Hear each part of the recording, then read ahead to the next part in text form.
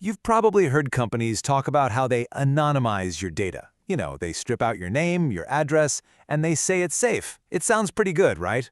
But what if that's not nearly enough? This really gets to the core of a huge challenge in data privacy. And the answer, as it turns out, is very often no. See, even without your name, attackers can be pretty clever.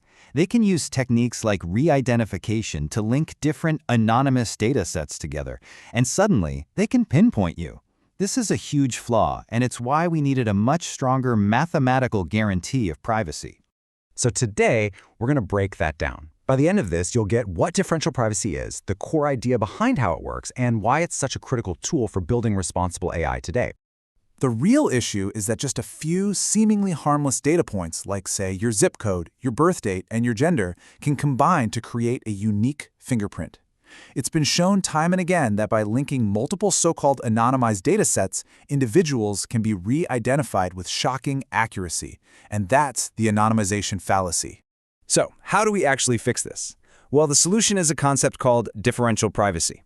And the core idea is actually beautifully simple. You provide privacy by making it impossible to pick an individual out of a statistical crowd. At a high level, differential privacy gives you a promise. It promises to make any single person statistically invisible. It makes sure that no one, not an analyst or an attacker, can learn anything specific about you from the results, because your data's presence or absence barely changes the final outcome. To really get the intuition, let's use a little thought experiment. Imagine we have two databases. They are completely identical in every single way, except for one tiny difference. The first one contains a person named Alice's data, and the second one does not. The whole goal of differential privacy is to make sure that when you run the same query on both of those data sets, let's say you ask, what's the average age, you get back a result that is nearly identical. If the answers are indistinguishable, then an attacker has no way of knowing if Alice's data was ever there in the first place. Her privacy is protected. Okay, but this sounds a little like magic, doesn't it? How can you actually use someone's data in a calculation without revealing their contribution? The mechanism is actually pretty straightforward.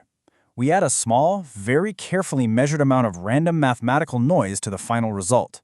This noise is just enough to obscure the contribution of any single person like Alice, but it's not so much that it destroys the useful, big-picture patterns in the data. Now, this calibrated noise isn't just some random number we pull out of a hat. It's precisely controlled by a core concept in differential privacy called the privacy budget. The main parameter that controls this whole system is a Greek letter, epsilon. You'll see it absolutely everywhere when you read about differential privacy. Think of epsilon as your privacy budget.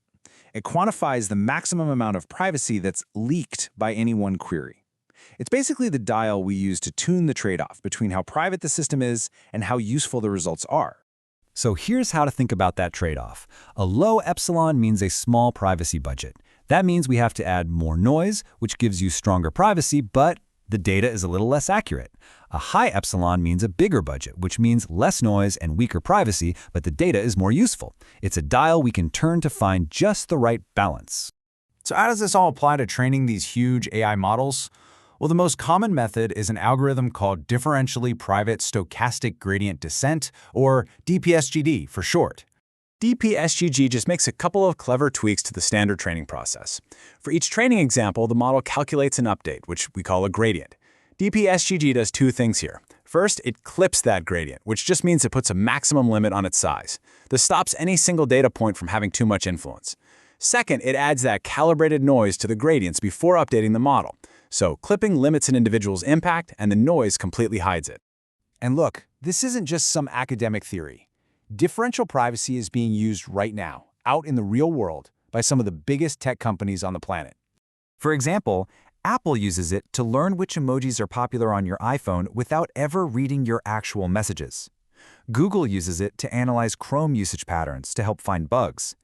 And Microsoft uses it to collect performance data from Windows to improve the OS, all while protecting user privacy. For us as engineers and data scientists, the message here is pretty clear. Differential privacy gives us a principled way to innovate with data while actually earning and keeping user trust. It lets you measure and manage privacy risk instead of just crossing your fingers and hoping for the best. So after all that, what is the one single thing you should remember? Differential privacy makes an individual's data statistically invisible by adding just the right amount of calibrated noise to an analysis. It's a formal guarantee that lets us learn about the forest without being able to identify any single tree. And that, really, is the whole point. It gives us a real path forward to balance the incredible power of data with the fundamental right to privacy.